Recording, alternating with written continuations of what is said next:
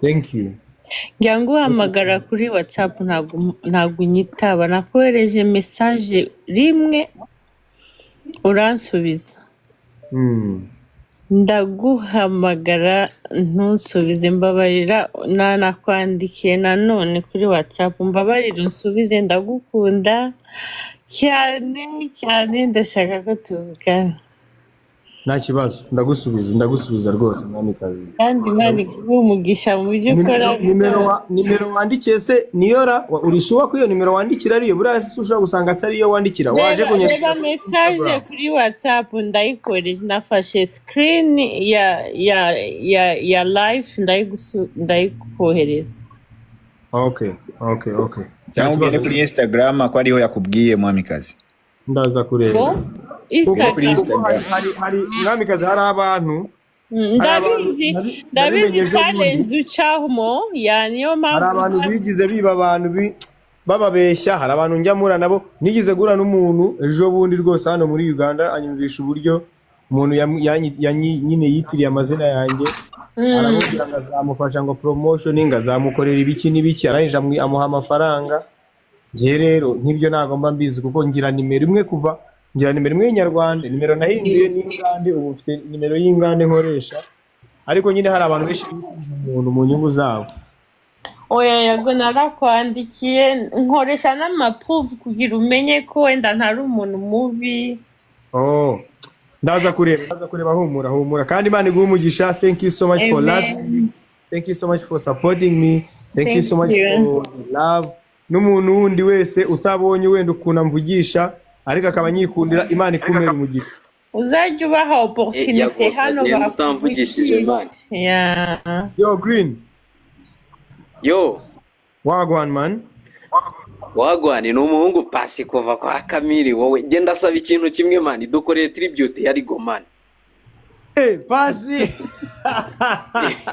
Nasimete man. Nje nicyo nsaba tribute ya Rigo man. Bro reka nkubwire kino kintu ni n'ubwa mbere abantu bagiye kukimenya, ngiye kukivugira kuri ino live kuko umbwiye ikintu gikomeye. Yego man. Uyu mujene wanjye ntabwo urupfu rwe ndarwakira 100%. Yes. Ngo mbyumve ko muri go nyine ntakimufite, sibyo? Rero mba numva igihe kitaragera, kuko naramukundaga man. Ngende bucura mu rugo, ngende bucura.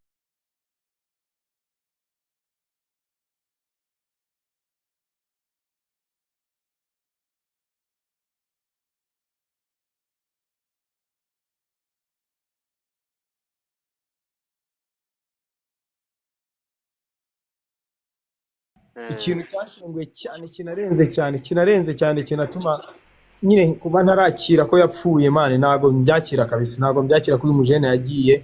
Noneho ikintu gitangaje ni ukuntu abantu dusangiye akazi dukora ibintu bimwe bankoreye amalive arenga nk'icumi bavuga ngo naramwishe man, ngo naramutambye man. Rero uyu mujene wanjye naramukundaga, ndamukunda n'ubu ndamwubaha, muramutekereza. Ntago icyo gihe kiragera bro, ntago icyo gihe kiragera ko iyo mvuze kuri muri go mba numva ngiye no kurira man. Nta nubwo byakunda kabisa, ntago byakunda kabisa, kuko wowe uranzi na muri guramuzi. Rero ibyo iyo page tube tunayiretse. Undi musaza uri hano navugisha, Elmix Wagwan man. Nje ndakunda cyane kungene wakora ibiganiro kiri mu Rwanda, kandi none ndagukurikirana cyane. Asante sana. Kandi nje ndi Umurundi bajemen, kandi turakunda kungene ukunda gusupportinga impano z'abarundi. Asante sana. Kuri album hariho n'umurundi mwene wacu, ko ntago ndivuga ngo ni mwene wanyu kuko nanjye ni mwene wacu.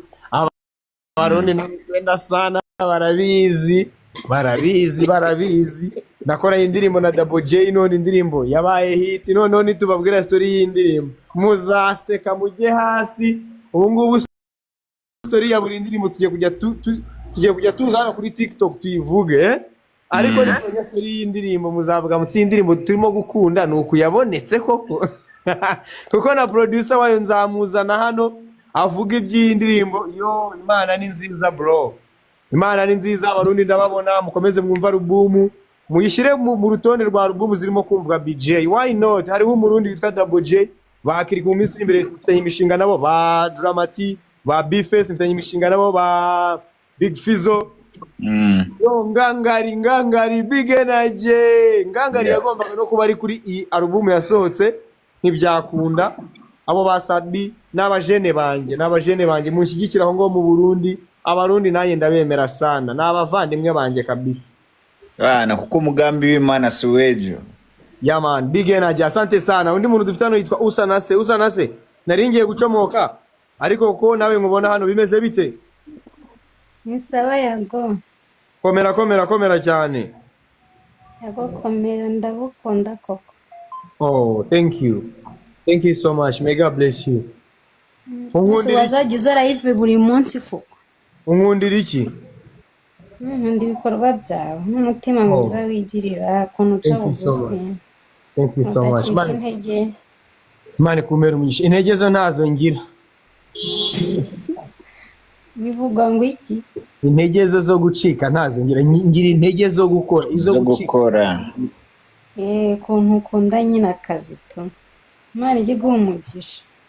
Asante sana. Uwo mugisha nsabire ndawakiriye mu izina rya Yesu. Hanyuma muje ndimo gusoza ariko ndabashimira cyane ndabona abantu 105 hano kandi bambwiye ngo TikTok ngo ntago igira ngo abantu benshi ngo ubungu ni benshi kuko ntarabimenya ubu bashyizeho ari uko babinyeretse hano hari nabona nishizeho nabizi rero ubwo uko ngenda ndushaho kwiga byinshi kuri TikTok namwe uko murushaho kwiyongera muba benshi niko nzabategura programme nkaba naza hano mu gihe runaka kwitwa Big Energy Live, Big Energy Vibe, Big Energy What, ariko tukagira ibintu twigira hano urubyiruko ruri kuri TikTok, tukagira ibyo turubwira, ibyo turufasha, tukagira nabo twamamariza bifuza kwamamaza hano kuri TikTok, ariko bizaterwa namwe. Nimbona muri benshi maze amezi ubungu n'amezi hagati ya 7 n'9 gutyo ngeze kuri TikTok, niba atari umuntu 7 gutyo. Ariko maze kugira 50 na bingahe rero namwe mwiyongere mukomeze mu sharing konte yanjye abantu baza ari benshi hanyuma dutegure programme noneho ihoraho hano tujye tuza tubaganiriza kuko urubyiruko rukeneye kumenya byinshi ari byinshi abajene batazi twabafasha kandi bikabagirira umumaro kuko niwo muhamagaro wacu n'ikimana yaduhamagariye saving souls kuza ukabwira abantu ukababwira ngo abantu 109 cyangwa 113 mbona hano ukababwira ngo Yesu ni muzima. Amen. Yes arakora kandi ukabibabwira uri umuntu w'umusore cyangwa uri umugabo niwe wafite umwana wafite umugore ariko ukabivuga mu gihe hari abantu bakeka ko utari proud ya Yesu ukavuga Imana mu gihe abantu badakeka ko ari cyo gihe cyo kuyivuga. Ibyo ni by'Imana dusaba ugashyigikira abantu bagenzi bawe kuko we serve God by serving people. And we love God by loving people. You can't tell people that you love God while you hate people. No, you should love people by loving God. You should serve people by serving God. So, ngewe ndi umugabo w'umwana umwe w'umuhungu ariko ntewe ishema. Bamwe bamfata nk'umustar, bamwe bamfata nk'umuntu udasanzwe, bamwe bamfata nka role model, bamwe bamfata nk'umuhanzi ukomeye, abandi bamfata nk'umunyamakuru ukomeye, abandi bamfata nk'umucelebrity. Ariko ngewe nifata nk'umwana w'Imana. Amen. Ngewe nifata nk'umwana wa Yesu, nifata nk'umuntu nyine w'Imana, nifata nk'umwana w'Imana. So ukuntu mumfata rero sinabibakuramo kuko ni Imana yatumye mumfata uko nguko. Ariko ngewe ntewe ishema no kubabwira icyubahiro cyose mumpa, urukundo rwose mwumva mwanyereka, ibintu byose mwumva mwankorera, ngewe ntewe ishema no kubabwira ko Yesu ari muzima, ntewe ishema no kubabwira ko Yesu akora kandi Yesu ari bugufi.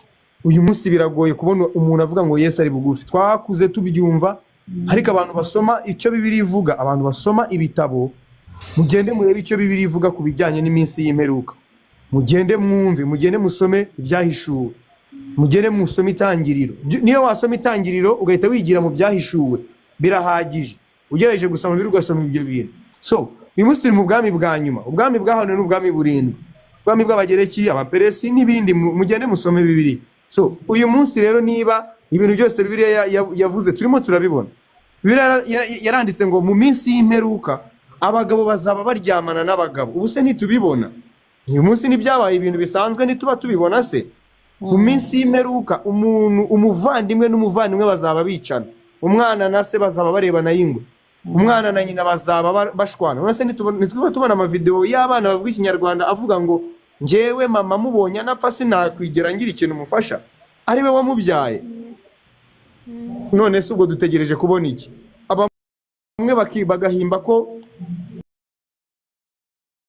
aribo barimo gukorera Imana, ariko ugasanga nibo barimo gukora ibintu bibi. Ni nayo mpamvu njye navuze ngo ibintu byose bibi naciyemo, abantu bose twagiranye ibibazo, abantu bose nakomerekeje, ushobora kuba naragukomerekeje uri umufana, nshobora kuba naragukomerekeje uri umunyamakuru, uri umuhanzi, uri umupromota, uri umumanager, nabasabye imbabazi kandi marumva umutima wanjye wera, marumva umutima wanjye warakize, marumva nishimye, marumva umutima wanjye nyine ukeye, kubera ko umuntu wese nasabye imbabazi nazimusabye mbikuye ku mutima, kuko uwampemukiye uwo ari we wese nicyo yankoreye, njye ntago nagombaga kumwitura revenge, kuko ikosa nakoze rikomeye cyane nuko nakoze revenge, kandi Imana ntabwo yemera revenge.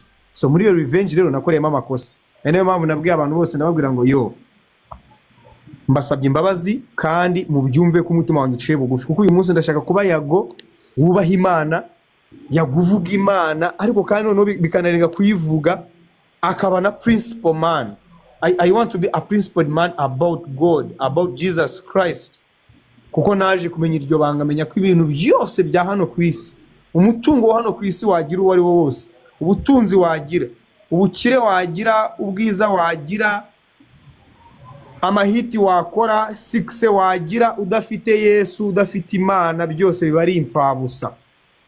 Udafite Imana byose ni imfabusa. Ibyo twakora byose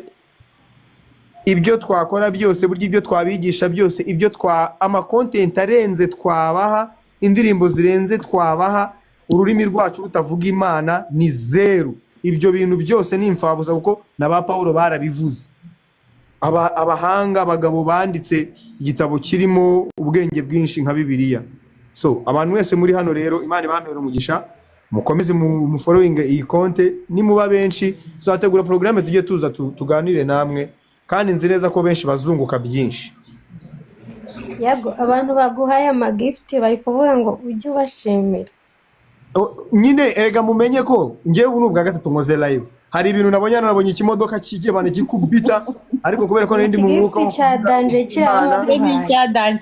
Yago, ndashaka kugusaba akantu kamwe kugira ngo ubimenyere. Iki gift ninde wagitanze ngo mbanze mushimire? Okay. Nabonye ikimodoka, ikindi kintu nabonye no ku gahanga kanjye hajyaho ikintu cyanditseho club.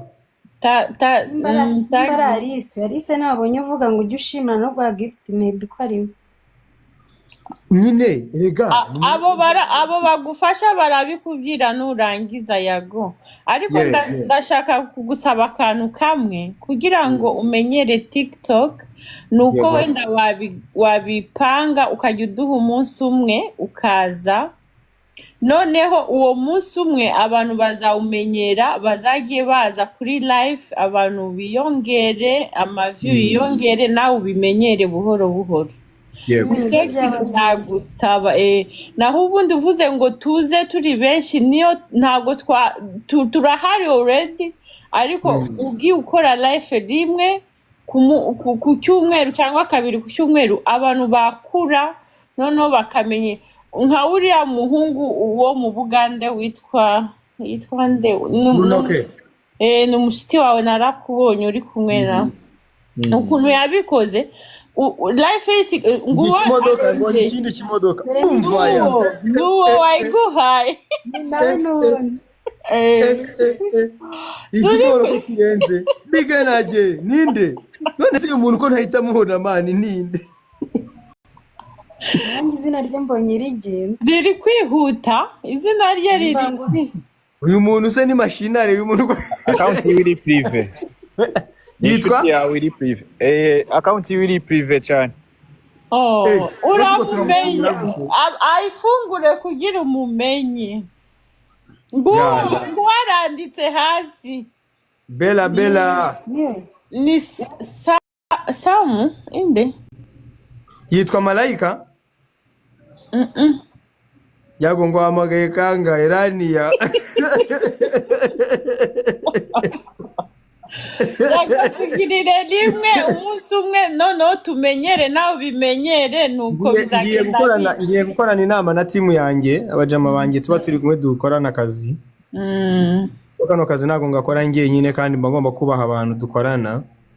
So ndaza kuvugana nabo, ndaza kubategura live wenda y'iminsi nk'ibiri mu cyumweru, hanyuma turebe ikimana bizaterwa n'ukuntu nzabona engagement cyangwa se umwanya, kubera ko mw'abantu nge simba ngiye kubabeshya umwanya wa live rwose buri sinababeshya inshuro nyinshi nkora live ari nka tamoro nyine ari umwanya uri free mbonye, kuko nk'ubu ngubu ngiye gutandukana namwe turi saa moya n'iminota ingahe za Uganda ngiye kujya muri studio. So ntago mba ndi hamwe kabisa, ntago mba nicaye kiragiye mubona ntarimo guproducing ibiganiro, sometimes nibwo mba ndimo gukora music, ko nyine bino bintu ndabyikorera, nta team management ngira, nta muntu ngira umfasha. Murabizi ko n'abakagumye kumfasha nibo babandwanya kugira ngo bamfashe byibuze ndebe ko haraho nagera. So ibaze kuba ubyifasha wikurira mu mufuka wawe n'abakagufashe cyangwa bakakubaye hafi bagatabwira ati nta kirimo.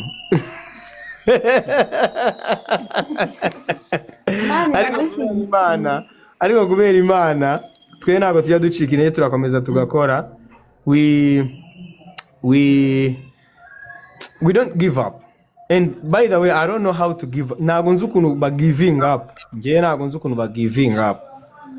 So Imana ibamera umushe ndimo ndababona muri benshi cyane, tugiye kubipanga rero nzajya nza mbavugishe mbaririmbire nabonye ngo bambwe ko TikTok ngo itajyanga ifata ngo copyright, kuko uyu munsi album yanjye ari company nini ndimo gukorana nayo yitwa 1RPM, sinzi namwe yizi, curuza umuziki w'abahanzi bakomeye na ba The Ben, nabonye babacururiza umuziki ba Kenny Soul, nabonye aho mu Rwanda hari abandi bahanzi bakorana na 1RPM kandi bakomeye, bahanzi bakomeye aho mu Rwanda. So nanjye rero nibo bumvise album yanjye barayishima, hanyuma barayikunda, baranayinsaba kugira ngo mu minsi iri imbere barebe ko bazama contract. Ubwo mu nsengere 1RPM bazaduhe contract, binarenge 1RPM bibe Empire, ko Empire nayo hari ibiganiro twifuza kugirana nabo.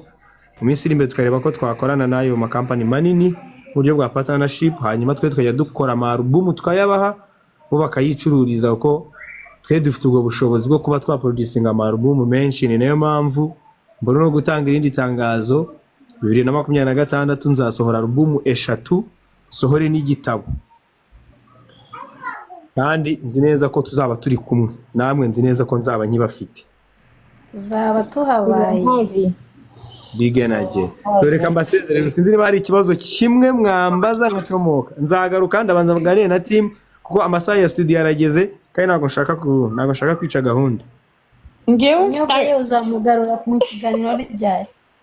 Inyogo ye sinzige nzamugarura, ariko nari sinzi na mwari mwabibonye nakoze ikiganiro mvuga ko officially ninje mu muziki, ubu ndimo ndita ku muziki 80%, hanyuma content zifite 20%. Gusa kuri ya TV show mu minsi iri imbere hari gahunda tugiye gufungura ya charity, ikaba channel ya charity yo kuzagifasha imiryango, kaba twakubakira abantu abashonje tukabagaburira. Ibyo turimo gupanga mu minsi iri imbere muzayibona ari channel none ikomeje gukora mu buryo bwa charity no gufasha abantu. Yago nange nari ngiye kubaza niba barasubiranye n'umugore iki. Barasubiranye, bari kumwe, umugore yarabyaye, nkuru nziza yarabyaye, yamaze kwibaruka. Imana ishimwe. Yego umugore we Isha nibwo yamaze kwibaruka, hanyuma bamidamenye neza, ntabwo ari bibi, ntabwo ari aho bigeze. Imana hari ibyo irimo gukora. Amen. Ikindi nari ngiye kugusaba, next month nzaba ndi i Kigali ariko ndashaka kugira na Kampala. Nubona nubona ukuntu nakwandikiye unsubize kugira. Nta kibazo. Reka mbashimire cyane rero, mwakoze cyane. Imana ibamere umugisha. El Mix, BJ, Mwamikazi, Green Cornerstone, Usa na Se Gisubizo. Imana ibahe umugisha n'abandi bari hano mwese. Imana ibahe umugisha. See you next time. I love you. Bye bye. Bye.